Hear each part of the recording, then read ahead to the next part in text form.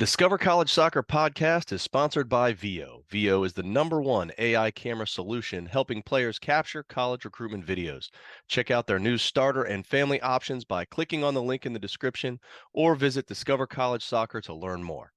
Hi, everybody. Welcome to Discover College Soccer. Today, I'm lucky enough to be joined by Coach Tony from Pfeiffer up in North Carolina. Welcome, Coach. Thank you for having me. Yeah, thanks for being here. I had the pleasure of talking with your assistant about 6 or so months ago. But it's great to get the top gaffer on. Um, so we're here talking mid-November. You just kind of wrapped up the season. Just out of curiosity, because being this time of year, people are always asking me like, Matt, are coaches recruiting during the fall during their own season? So how much recruiting were you doing during this crazy couple months? Recruiting is a constant 365-day a year job. We definitely do more once the season's done, just really because we have more time. So right now we're really kicking it into overdrive at this point. But we're building our database all year long. And in any given recruiting season, our database is built through the last 3-4 years. So in other words, we're obviously recruiting 2024s right now, but we've been building that database for 2, 3, 4 years from just players that we see at games, at ID camps, at tournaments. Obviously, we get a ton of emails as well too. So it's really 365. But for us, we just finished the season last week. There's a huge tournament this weekend, NCFC, which we're both going to be going to that and looking at a lot of players that we've already been in touch with, and obviously looking to identify new talent as well too. But yeah, we recruit all year long. So, I mean, you mentioned it that you're heavy on 24s as a Division III school. And especially on the men's side, that's kind of your timeline, right? You're pretty much a Mhm. year ahead. But as a Division III school, you're allowed to talk to anybody at any time. So how much, just in terms of percentage, um, would you say are you spending on non-seniors? Of the amount of time you're spending recruiting, how much is seniors versus the rest of the classes? Yeah, so it's not a lot. I would say probably 80% of our focus is on the year that we're in. So again, for us right now, 2024. But we do get a lot of emails from 2025s and 2026s, and even the 2027s are already starting to roll in. A lot of times it's just having an initial conversation with them, getting to know them a little bit, making sure that we're a good fit, and then really adding them to our database, and then asking them, if Pfeiffer is really a school of high interest, to continue to stay in touch with us, continue to update us of your progress. And if we have the opportunity to go out and see them play again at this tournament, there's going to be all sorts of different ages. We will do so. But again, we have to really focus on, the class that we're in, so things don't get so crazy and stuff. And, even like with this class of 2024s, our databases will reach numbers of 800, 900, sometimes 1,000 players. And not to say that those are obviously all players that we're interested or really are interested in us, but that's how big the numbers can grow to. And then obviously we try to dwindle them down to the players that we are truly interested in, also the players that are truly interested in us. No, it makes a lot of sense. Well, you mentioned NCFC. What are some of the other events that are kind of on your must hit list each year? We do, we go to the ECNL tournament in Greer as well too. At times we'll go to the Jefferson Cup, which is obviously in Virginia. Other local tournaments, CSA will have their tournaments. Charlotte Independence does tournaments. We do recruit a majority of our kids from North Carolina, and the great thing is North Carolina is an extremely strong state when it comes to soccer, with CSA being a huge club, NCFC obviously being a huge club as well too. But we'll go to all sorts of different events. We'll run our own events in the summertime, ID camps and different things like that, which we recruit like crazy out of our ID camps. Every year we'll find 15, 20 guys from our camp that we are interested in, and even give close to those many offers as well too. So, we're kind of doing a little bit of everything, but we stay probably more local than maybe what Division 1s will do. They'll travel the world. We'll mostly stay more North Carolina or bordering states. But yeah, we get out to as many events as we possibly can. Okay. Well, whether it's at an event or an ID camp or any of those things, what are the things that kind of make up your hierarchy of things you're looking for in a player, the things that really make people stand out that's going to make them want you to give them an offer? Well, I'll tell you, especially like ID camps, one of the things that I always tell players is we're going to hear you before we see you. So players that are really, talkative and leadership and things like that, they obviously turn your head, you turn your attention and stuff. And ID camps are difficult to do that because, most of the kids don't know each other. So that's one of the first things. For me, I want guys that are going to play simple, play fast. Obviously, we look at athleticism as well too. Kids that go to an ID camp that can dribble three, four, five guys, that's great, but that's not going to happen at the college level. A lot of times, once they get to college, now you're trying to break a bad habit. So we could probably talk for hours in terms of talent, but athleticism, physicality, first touch, depending on their position. If they're say a midfielder, can they link the front to back and left to right? Can they break lines? Can they handle the ball under pressure?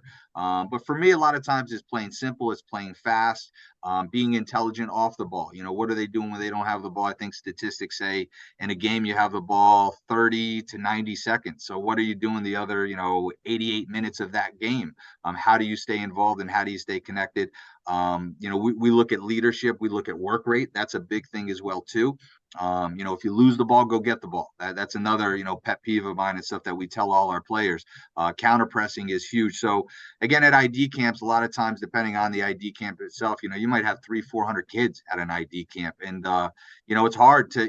We definitely miss players, but we also find a lot of players. But I tell players, we're going to hear you before we see you. That's going to get eyes on you. Play simple, play fast, work really hard, be a good teammate, and make sure that if you lose the ball, you go get the ball. I love it. I love it. Well, in terms of what parents always look at first, at least for me, is that dollar sign, right? So Yeah. I'm not holding you to hard numbers here, but if you Okay. can just give me an idea of if I'm a freshman walking in, a typical player you might recruit, what is the overall cost, financial aid situation? What are people looking at coming in? I'll probably be a little bit more transparent than most. So, Pfeiffer is about $48,000. Now, people are going to hear that and they're going to, their jaws are going to drop. But nobody pays that. So, in Division 3, we cannot give athletic scholarship. But what we can give is academic scholarship. So the better the GPA, the more money that you can get. Okay. And right now, the numbers at Pfeiffer, if you have a 4.0, you can get $22,000 in academic money. Okay. We have some other little things as well too. If you live out of state, you automatically get $1,000 because they can't qualify for North Carolina need base. If you have a sibling that you're coming to school with, they'll both get $1,000 off. If you're an alumni of Pfeiffer as well too, you'll get an additional $1,000 off as well. And then the other piece of that puzzle is obviously the FAFSA financial aid, which is a government program. And what I always tell recruits is as simple as this: the more money your parents make, the less you get. The less money your parents make, the more you get. But that obviously is different for every single individual.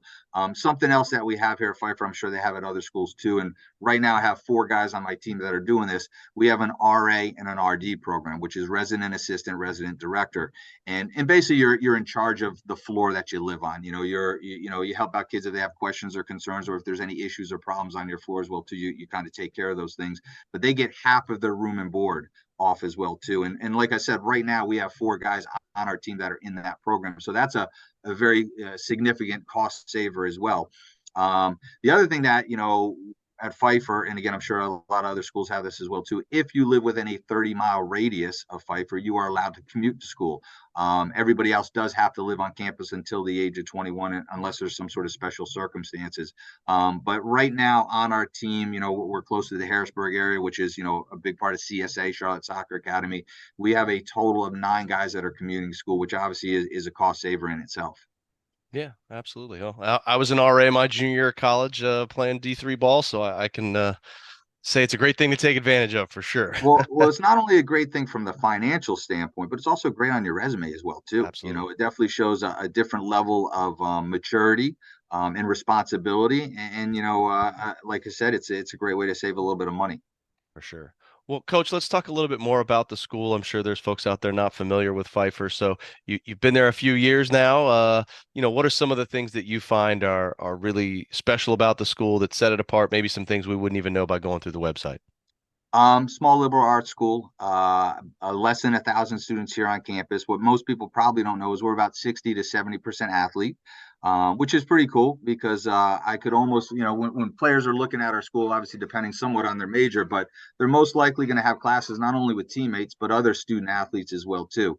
A lot of our guys really like that fact because, yeah, of course they're going to hang out with their teammates, but they get to know the guys on the basketball team or the girls on the softball team, and it creates a really nice atmosphere where everybody supports everybody as well too. So that's a big thing that I think a lot of people don't know about the school. It's very much a family type atmosphere. It's very supportive as well. Let's see what else. It's just, everybody kind of gets to know each other, and they get to spend a lot of time with each other. Like our guys they'll eat breakfast, lunch, and dinner with each other. We room all our guys with each other as well for the most part. Um, let's see. We're about 350 acres, which a lot of people are surprised about how big the school is because there's a lot of bordering area to the school that's kind of in the woods area. They don't really know about that. Um, Freshmen can have a car on the campus as well too. Something that Pfeiffer's done this year that is the first year they're doing it. We only have classes from Monday to Thursday, so there is no classes on Friday, which a lot of students like that. I think they like that extra day off. But what it's done for us in terms of the soccer team is it opens up things for, like, multiple training sessions. But also we utilized it for a lot of team bonding events this past year as well too. So I think the big thing about Pfeiffer and, taking soccer out of the picture, it's really a community where it's really supportive. Not just the people on your team, but really the student body, but also all the other athletes as well. No, that does sound like a great place to be. Besides the soccer part, there's also the academic part. So, what, how do your student athletes really balance the demands of being a collegiate athlete as well as the academic side, and kind of what support systems does Pfeiffer offer to help them with that? So, generally speaking, when you have good grades in high school, you generally have good grades in college. But I think the most difficult thing, though, is now you're in charge of your schedule. I joke around with a lot of recruits. It's a little bit of Groundhog's Day when you're in high school. You get up, you eat, you go to school, you come home, you eat, you go to training, you eat again, and then you do your homework, and then you do the same thing over the next day. In college, your schedule could change from day to day. We generally train around 4:30, 5 o'clock in the afternoon. We work that around the academic schedule. But that being said, at least our rules at our university, or at least for my team, is that, if there is a conflict between going to class and going to practice, you're going to go to class, because that's the most important thing. What we do for our student athletes is, regardless of your GPA coming into Pfeiffer, you're going to get 4 hours of study hall a week. And you're going to have that for your entire freshman year unless you get a 3.5 GPA or higher in your first semester. If that doesn't happen, you'll continue with the study hall your freshman year. And again, if you're on my team, you will continue with that study hall until you have above a 3.0 GPA. We also have, tutors, and that's not just for the athletes, free tutors for any class that you need any help with.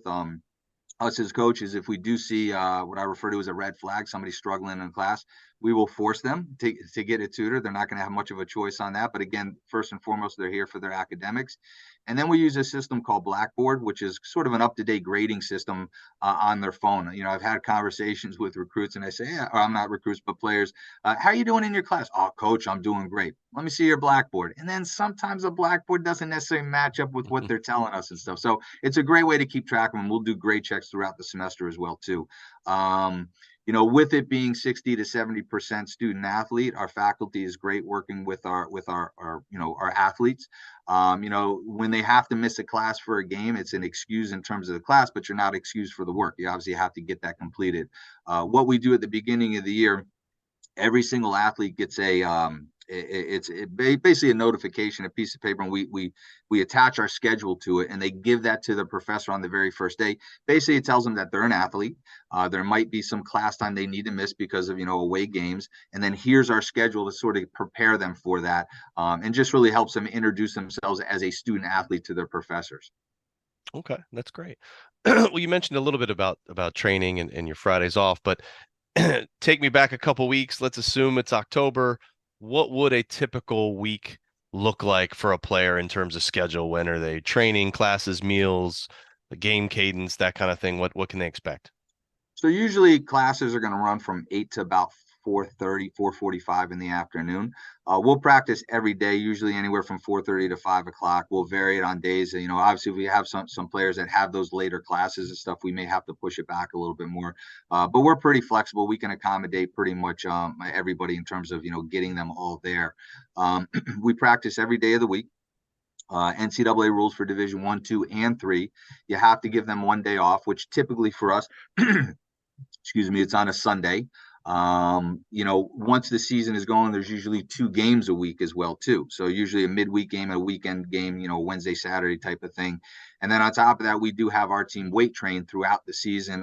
We have that right now Mondays and Thursday mornings at 7 a.m. in the morning, and we have different groups going at different staggered times. And then throughout the season, week with week, it may vary a little bit. We may do some individual film sessions with them, and then sometimes we'll do full team film sessions as well. So those will vary from week to week and stuff. But again, training every day, 2 games a week, training weight training Mondays and Thursdays in the morning. Okay. Well, let's talk a little bit more about the team and the soccer side of things. In terms of your recruiting and all that, is there a roster size that you feel is ideal that you're trying to hit? So we do carry a first team. We do carry a second team. So we Okay. usually hold somewhere between 35 to 40 guys. Our first team, we generally travel with 24. I will say this past season, we were very deep, which was great. So sometimes we would actually dress 25, 26, 27, depending on the day. Another nice thing about us being so deep, I don't know what the exact numbers are, but I wouldn't be surprised with about half our games, we got 18 plus guys into the game, which is not typical. I can't say that it's happened in years previous, but we had an extremely strong recruiting class this past year, and we had as many as 4, 5, 6, 7 freshmen starting for us at any point as well too. So it's a very competitive environment, which is probably different from say high school and club soccer because we are 2 to 3 guys deep in every position. So I always tell our guys, you're going to earn a starting spot through training, but you're going to have to keep that starting spot in terms of how you perform in games. But there's always somebody nipping at their heels that would love to get that opportunity to get on the field. For sure.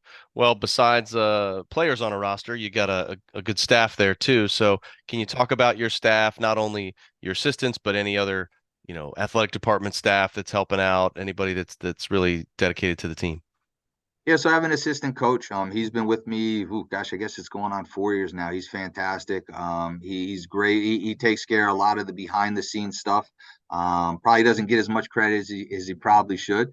He's a great balance for me. Both of us are getting out on the recruiting trail this weekend as well too. We're also fortunate to have a strength and conditioning coach for the whole university, but obviously works with each of the teams as well too.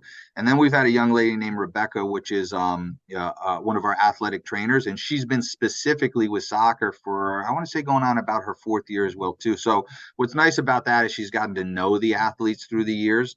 She's really hands on. She's great about making sure a small thing doesn't turn into a big thing. So she's been a great support as well too. So between myself, my assistant coach, the strength and conditioning coach, and our athletic training staff, the guys get a lot of support.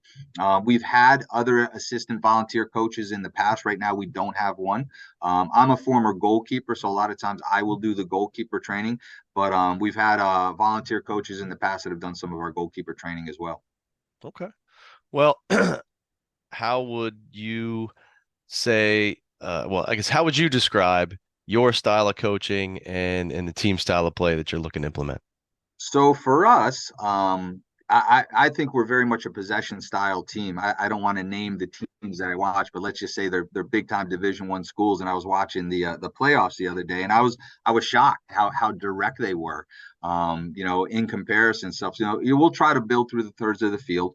One of the things that I always look for with goalkeepers is that they're good with their feet because obviously if you're going to build out of the back, they're going to have to be a safety valve for you. I'm a huge fan of Man City. I'm a huge fan of Pep Guardiola, but I also know that we are not Man City and we don't have those players.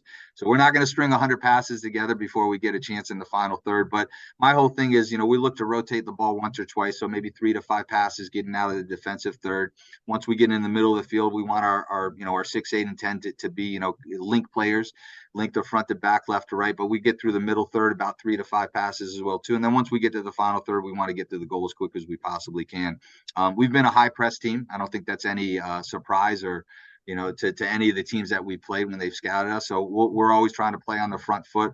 We'll step up directly to the 18, challenge them to come out of the back. And I will say most of the time we are successful, winning that ball in the final third. I'm a big fan of the counter press. That's one of the things that we hold our guys accountable from day one, which, it is surprising some of the players that come in and the caliber that they are and the teams that they play on, that it's not that important to them, or they just haven't learned it or held themselves accountable to it and stuff. So that's important for me as well. I'm the type of coach that I'm not married to any type of particular system. So I believe you build your system around your team, not your team around a system. We lose seniors every year, we gain freshmen every year. So obviously, as personnel changes, we try to pick a system that complements them as individual players, turning that into a collective group and stuff. So I'm an intense coach. I want to win. I want to win very badly and stuff, but I also believe in the process as well, too. So whatever stress or pressure we put on our players, I also feel like we back it up with the same amount of support. Awesome. Excuse me. Well, Coach, you've been generous with your time. We've covered a bunch of ground, but I always like to finish this off with, if there was one nugget, one piece of information that you would hope that every parent, player, family going through this college recruiting process would know, what would that be? Oh, that's a great question. At the end of the day, we are recruiting the player. We don't mind the parents getting, actually, I shouldn't say it. We want the parents to get involved, but to a certain extent. This should really be a player-led process. For players that are out there, make sure you do your research. Right now, again, we're getting ready to go to the NCFC tournament, and I can't even tell you how many emails a day I'm getting. And you can tell a lot by the emails that they're sending them out to hundreds or maybe even thousands of coaches, and they're not doing their research. This is a very time consuming process. And if you're a student athlete that is looking for a university, you want to make sure that, you're sending out the right message, but also to schools that do interest you. So, do your research, figure out from an academic standpoint, an athletic standpoint, from a social standpoint, maybe even an economical standpoint as well, too. Is this a good fit for you? Are you actually interested in that university? But really take the lead on that. Contact coaches, send them videos, send them, schedules and stuff. Do your research on the school as well, too. And make sure that it's a good fit for you and stuff, because, as coaches, our time is not limitless. We have to really focus on the players, not only that we are interested in, but also are truly interested in us as well, too. So, with the recruiting process, take it upon yourself to do that research and make sure that the schools that you are reaching out to, that you are truly interested in and that you believe it would be a good fit for you. Absolutely. Love it, Coach. Well, Coach, wish you the best of luck on the recruiting trail. And hopefully if you make it down to Bradenton, you'll give me a shout if you're doing any of the events we hold down here. But I hope all is well through the holiday season, and thanks for being here. All right. Thank you very much for giving me the opportunity. Hi, everybody. It's Matt from Discover College Soccer. I hope you're enjoying the podcast, whether that's on YouTube or your favorite podcast platform. Don't forget to hit the subscribe button. I also wanted to let you know about the Discover College Soccer Study Table. This is our brand new online portal that is complete with a 14-part online course giving you all of the ins and outs of the college soccer recruiting process. There's also a wealth of resources such as checklists, templates. There's the spreadsheets that have every soccer program in the country along with their coaches, their contact information, their social media information, some basic stats about the school, and more. Plus, there's an online community where you can ask your questions, share your wins, your losses, any questions that you may have around the college soccer recruiting process. It's all there at the Discover College Soccer study table that you can find at discovercollegesoccer.com/study table, and hopefully we will see you there.